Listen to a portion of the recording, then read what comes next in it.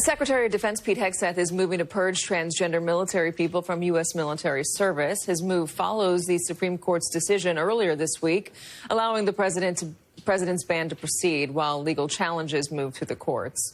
So far, about 1,000 service members have self-identified as transgender. That is out of 1.3 million active duty service members.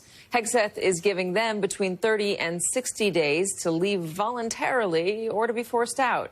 It is not clear, though, how the Pentagon might go about removing transgender service members from the military if they do not self-identify. Joining us now, host of the Independent Americans podcast, Paul Rieckhoff. Paul, what's this doing to morale? Crushing it. Like everything else he's doing over there lately. I think it's another disruption.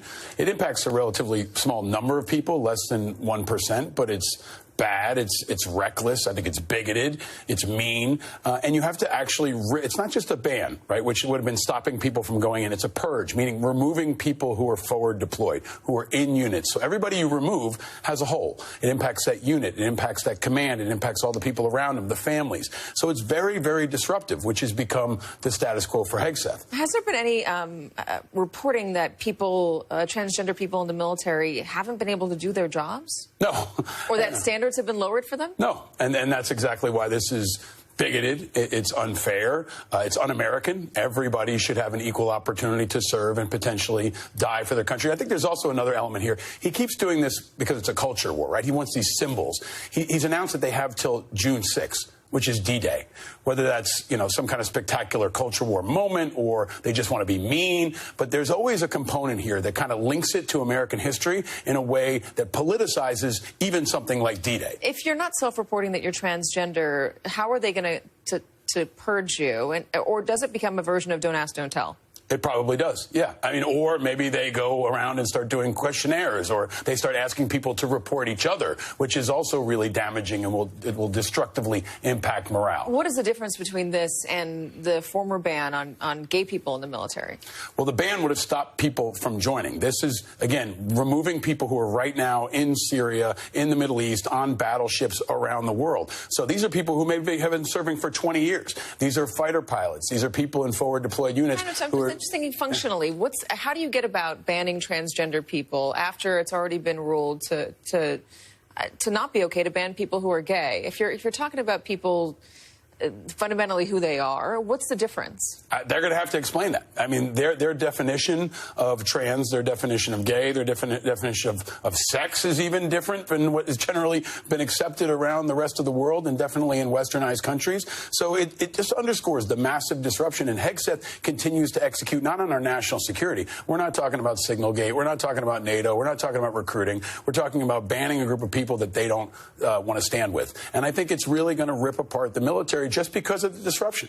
Tell me about what's happening right now at military institutions, academies. They're going to have to figure out how to implement this as well. They're going to have to change their acceptance standards. They're going to have to change potentially who's teaching. This anti-woke push for the academies. Well, the thing I keep saying, Katie, is everything they're doing at the Pentagon and the military is what they want to do for the rest of society. They're just doing it there first because, in part, it's easier to get the military to do what you want them to do. So they ban books. They're banning trans people. They're trying to attack DEI and remove books by Maya Angelou or anything else that they view unacceptable from the curriculum, from the academic institutions, as a way of cascading down to the rest of society. So watch the Pentagon space, not just because of national security, because it's the tip of the spear for the total transformation of society that they want to execute. Does it hurt attendance? Does it hurt people who want to join the military or join an academy? Yes. I mean, it just narrows... Or does it change the type of person who wants to join? It does both.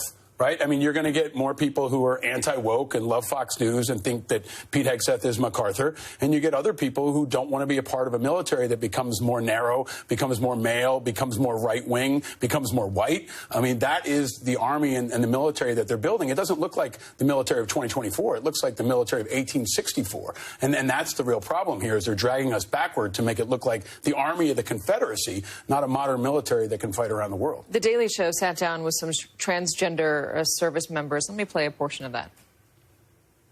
It's very physically intense. After going through a pretty extensive medical exam to even get into the military, going to basic training, it's a lot like what most people think it is. It's like boot camp? Yeah, it's boot camp. All the trans people that are serving go above and beyond the standards, and they do their job every day. But it's interesting to hear that we are too strong for sports, but too weak for the military. So? Bingo.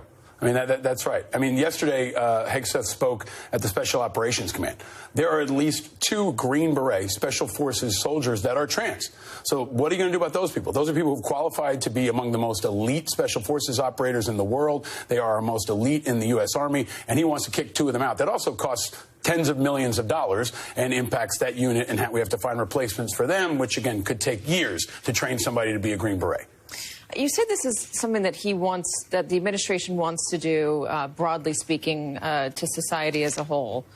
Why do you feel strongly that they're just doing it first, the military, and that this is what they want to go to, that they want to ban being transgender? Do they want to ban same-sex marriage? How far do they want to roll us back, in your opinion?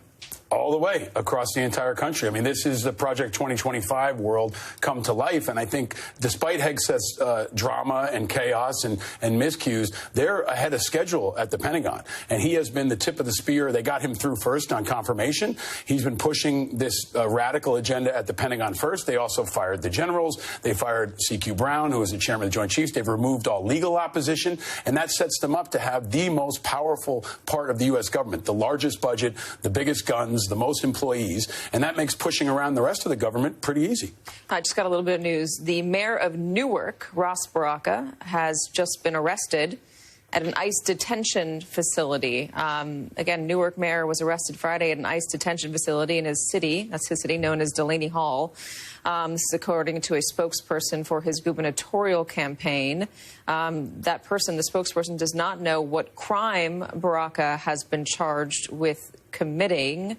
Baraka is one of 6 major Democratic candidates competing in the gubernatorial race, the primary in New Jersey on June 10th. There's also a New Jersey congressional delegation at the ICE detention facility this afternoon.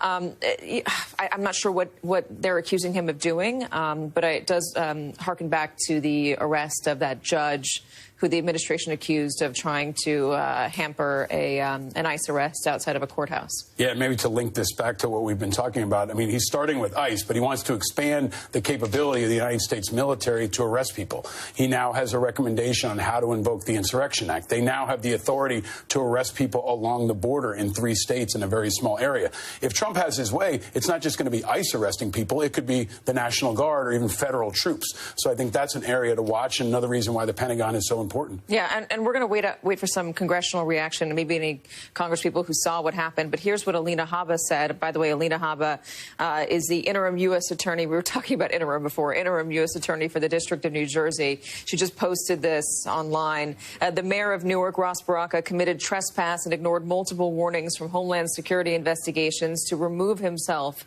from the ICE detention center in Newark, New Jersey this afternoon. He has willingly chosen to disregard the law. That will not stand in this state. He has been taken into custody. And then in all caps, she says, no one is above the law. Again, we're going to wait for some congressional reaction, any reaction or a little bit more on this, because this is just breaking right now. Paul Rieckhoff, thank you so much for joining us.